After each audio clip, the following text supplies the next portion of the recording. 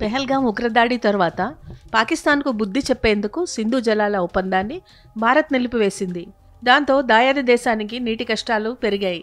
జలాశయాల్లో నీటి మట్టం దారుణంగా పడిపోతోంది. ఇక వాటి నుంచి నీటిని తీసుకోలేని స్థితికి చేరుకుంది. గత ఏడాదితో పోలిస్తే సింధు బేసిన్లో నీటి ప్రవాహం 15% తగ్గింది.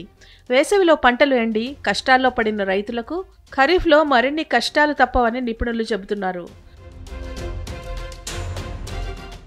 పంజాబ్ ప్రావిన్స్లో గతేడాది జూన్ 5వ తేదీన 1.44 లక్షల క్యూసెక్కుల నీటి విడుదల ఉండగా ప్రస్తుతం నీటి విడుదల 1.24 లక్షల క్యూసెక్కులకు తగ్గింది.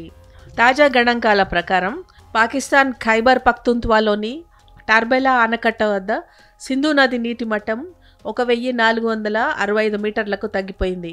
దీని కనిష్ట స్థాయి నీటి మట్టం 1402 మీటర్లు.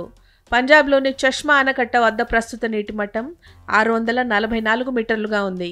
ఇక్కడ డెడ్ స్టోరేజ్ స్థాయి 638 మీటర్లని సమాచారం. సియాల్కోట్లో మరాలా వద్ద పరిస్థితి మరీ తీవ్రంగా ఉందని తెలుస్తోంది.